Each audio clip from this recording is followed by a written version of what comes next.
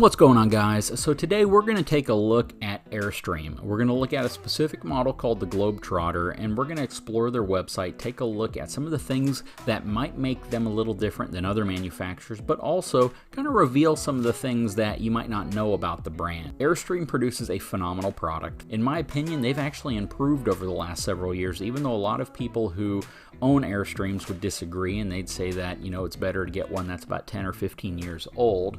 Airstream is owned by Thor, which is one of the largest producers of RVs in the world.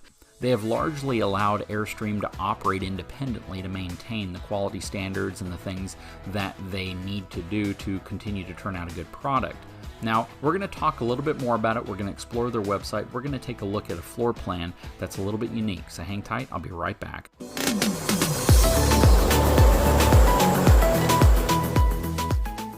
All right, what's kind of funny about the Globetrotter is they hadn't revealed this product when I had actually unintentionally done a video on one at RVX in Salt Lake City. So I went by the Airstream booth and I was looking at some of the units they had on display, and I walked through a Globetrotter floor plan without even knowing that this was kind of a prototype unit that hadn't even hit the market yet, and unintentionally revealing it to folks who hadn't seen it. So someone posted on the Airstream forum that Big Truck Big RV had made this video of a Globetrotter when no one had seen it yet, and a bunch of people went to see that video because apparently it was a pretty big deal for those folks who have Airstream. So yeah, I was a bit surprised that I had actually filmed a unit that no one from the Airstream community had actually seen yet, but they had heard about. Anyways, that is the Globetrotter, and I wanted to talk a little bit about what the Airstream brand truly is. So the superstructure of Airstreams are pretty much constructed out of aluminum. Now the frame is going to be steel. The suspension is generally torsion style suspension, so it's similar to what you might get on like a Microlight or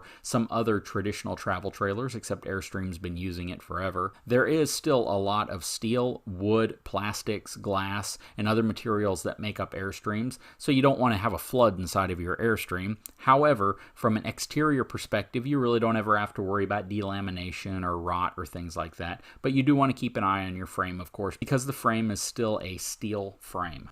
So we're going to take a look at one of the Globetrotter floor plans. What's really cool about Airstream is the flexibility in terms of the lengths as well as the amenities inside of each individual Airstream and how you can customize that for different types of families. So as we dive deeper into the Globetrotter floor plans, you'll see you can select how many people they sleep, anywhere between 4 or 6. You can select your length. So in some of these, you can actually have the front floor plan kind of equipped with bunks. On some of these, you can have it equipped with an actual bed. So it really depends how it's going to be used. You could use this as a couples only type unit, or you could use this as one that you can sleep more people and bring more people out in. A lot of folks with Airstreams go exploring the country with their friends, and you may want individual sleeping accommodations. Whereas a lot of folks with Airstreams treat them as family units as well. So you have all sorts of different setups that you can use in an Airstream to really accommodate the most possible people or the fewest number of people. What we're going to take a look at right now is this Globetrotter 30RB. This thing is really cool, and as you can see, $120,900. So this is a very pricey unit. Yes, there are still discounts available off of these, so you can get them for a bit less than that. But Airstreams are definitely among the most expensive types of travel trailers that can be purchased.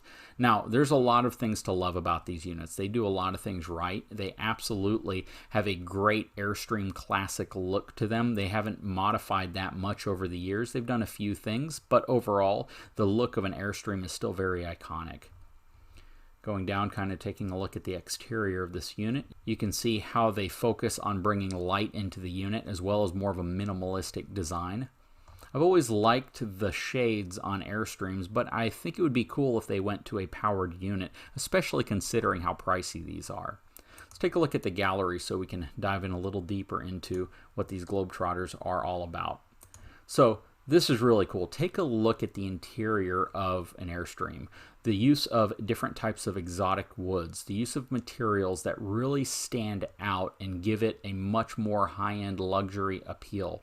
Now, what's really nice about Airstreams is that the vast majority of them sit on a wide body design. They give you about 6 additional inches of width to use inside of the coach, and they really maximize that space. Airstream is kind of known to have some of the best utilization of space. The way they design their units to make them feel very open and airy, the way that they really give you the type of space and amenities that you'd be looking for a unit that doesn't have any slides. So without any slides, again, they really take advantage of every possible spot. And one thing that you'll notice, and this is something that's generally looked over, but you may not realize when you look at Airstreams, they try to do a good job in matching materials and covering every surface. So in a traditional RV, if you look at this type of picture, this back wall right here might be a white wall or more of a beige wall, but as you can see, they continue that wood look all the way throughout these coaches. And they do it because it definitely gives you a much more rich, luxurious feel, and it helps warm up the interior. If some of the lower cost manufacturers did this and they followed the themes all the way throughout, I think that they would have much more appealing units. So I really applaud Airstream for doing things like that. And Airstream, again, really takes advantage of every area that they can for space. I mean, they focus on making sure that the interior is an interior that can sleep, that can handle, and that can support as many people as possible, which is really cool. Again, just the use of space, how some of the things pull out, microwaves on trays that slide out of the way, minimalistic type approach to how they put things in. However, a very good focus on quality in materials and manufacturing. Now let's take a closer look at the features and amenities on an Airstream unit. So as we look down into the Globetrotter features, you're going to see that, first of all, custom curved overhead cabinets, which is really nice. DuPont Corian countertops, also very nice, easier to clean, lighter weight than if they had used granite or some of the other materials. Plus, it still has a nice hard feeling surface to it. And you'll see that you have a much broader range of interior decor options versus most brands that are out there.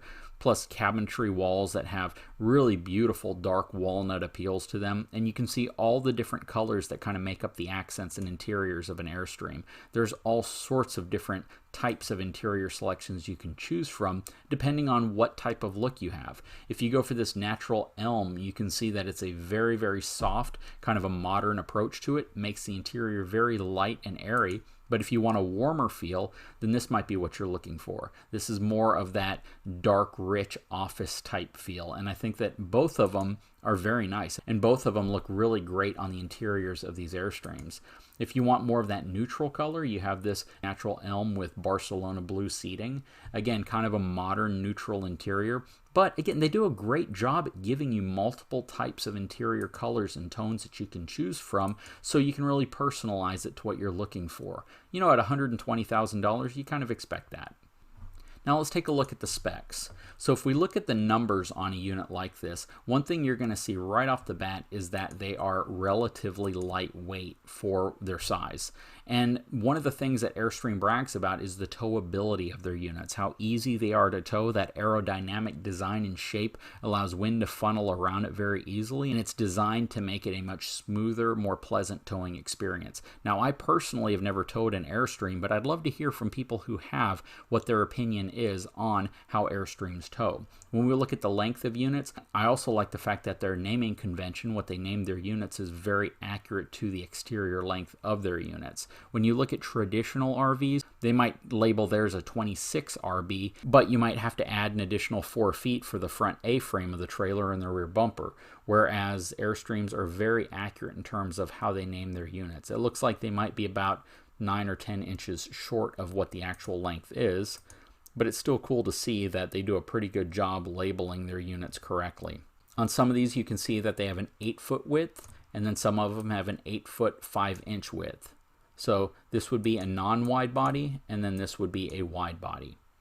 Interior width, 7 foot 7 inches, 8 foot 1 inches. And that simply is because of the side walls that are insulated. It gives you the height with the AC, interior height with the AC, and that's the part that sticks down. Maximum trailer capacities is the GVWR. So you can see for a 30-foot long trailer, 8,800 pounds gross vehicle weight rating. So if you take the cargo carrying capacity off of that, that's going to give you your dry weight, which shows you that their 23-foot unit actually only weighs about 5,300 pounds. So definitely half-ton towable. Even at its maximum weight, it's half-ton towable. On their 30-foot unit with 8,800 pounds worth of gross vehicle weight rating and 1,810 pounds worth of cargo capacity, you're talking a trailer that weighs 6,990 pounds empty. So with a properly spec'd half-ton truck, max tow, highest towing configuration, all the safety equipment, weight distribution hitch, you could tow something like this, but I would definitely recommend a 3/4 ton truck to tow a trailer that is that heavy. I think a great example of this is what Keep Your Daydream did with their new Airstream and their F250. Now this 27-foot unit, which has a gross vehicle weight rating of 7,600 pounds and a carrying capacity 1,342 pounds, is going to be also what I would consider on the high end of half-ton towable if you have a properly spec'd out truck with all the right towing gear, properly set up weight distribution hitch. However, again, both the 30 and the 27-foot, I would definitely recommend to pair to a 3/4 ton truck, and I really think that they are slightly too heavy for a half-ton truck. When you look at the capacities of these units, now that's really where you suffer a little bit with an Airstream. You generally have slightly lower tank holding capacities. Your freshwater tank on the 30-foot unit is a 50-gallon freshwater tank, but your gray water and your black water tanks are 38 gallons each. On the shorter 23-foot unit, it's a 39-gallon freshwater tank, a 30-gallon gray water, and an 18-gallon black water tank. So you definitely want to be cognizant of what you're loading into the unit in terms of water because you don't have tremendous capacities. Now what's interesting is the 27-foot unit actually has a greater black tank holding capacity by a gallon than the 30-foot unit, whereas the gray water on the 30-foot is slightly larger than the 27-foot, but the fresh water is significantly greater than that of the 27-foot unit. So on this 30RB, you're seeing the hitch weight actually greater than 10% of the trailer's gross vehicle weight rating. On the 23FB, you're seeing the hitch weight, which is slightly less than the gross vehicle weight rating. And on the 27FB, you're seeing a hitch weight that is also slightly greater than the gross vehicle weight rating of the trailer. And a lot of that has to do with where things are placed inside of these units. Lots of standard options, lots of optional options as well.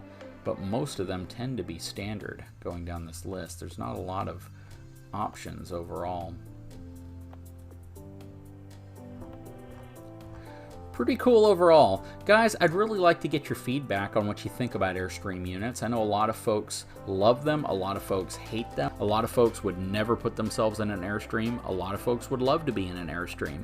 Considering that Airstreams, again, are on the much higher end price point wise of RVs, especially towable travel trailers, a lot of people believe you can either spend 120 grand to get a 30-foot Airstream, or you could spend 120 grand and get a 44-foot Riverstone.